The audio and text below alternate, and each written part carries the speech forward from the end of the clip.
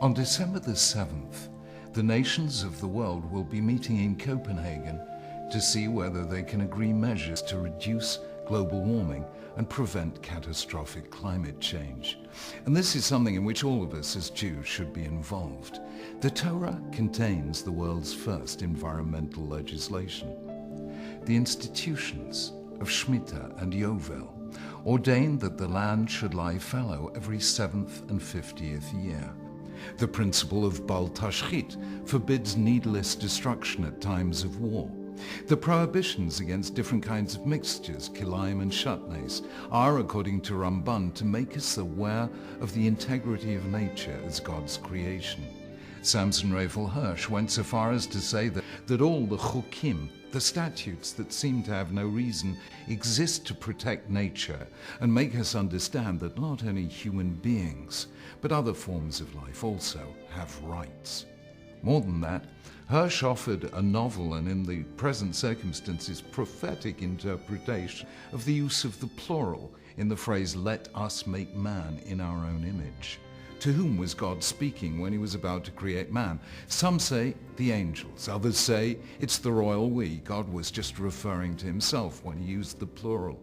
But Hirsch says that he was speaking to the rest of creation, to animals, the fish, the birds, even the plants, saying, "Do you agree that there should be human beings on earth?" To which their answer was, yes, if humanity respects us. The creation of humankind, in other words, was conditional on our acting responsibly toward nature. We know from the Torah about environmental catastrophe. Famine forced first Abraham, then Isaac, then Jacob into exile.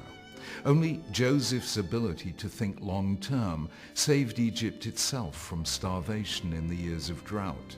Israel, says Moses at the end of his life, will be peculiarly vulnerable to climatic conditions because it's so dependent on rain.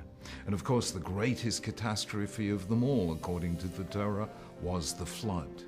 And we can see from God's instructions to Noah to take with him in the ark all the animals, that God was concerned to protect what nowadays we call biodiversity. We're told how God planted man in the garden le'ovda u'leshamra, to serve and conserve it. The real revolution of the Torah was the idea of a single God who transcends nature, who stands above it, who created it and cares for it, and provides all life with its sustenance. God summons us, all of us, to treat nature not with fear as the ancients did, or in a spirit of conquest as we've done since the 17th century with the rise of science and the development of technology. Instead, in a mere 2 words, we're told how God planted man in the garden le'ovda u'leshamra, to serve and conserve it. That, it seems to me, is the shortest and simplest statement of the environmental imperative. We are shomrim, guardians of nature, for the sake of God and future generations. In ancient times, that meant not working the land or animals. Today it means not using cars or planes or operating businesses. Shabbat is about limits to our exploitation of nature. And all environmental disasters now and in the past came from a failure to observe or even be aware of limits. The other element is the Brit B'nai Noach, God's covenant with Noah and all humanity after the flood.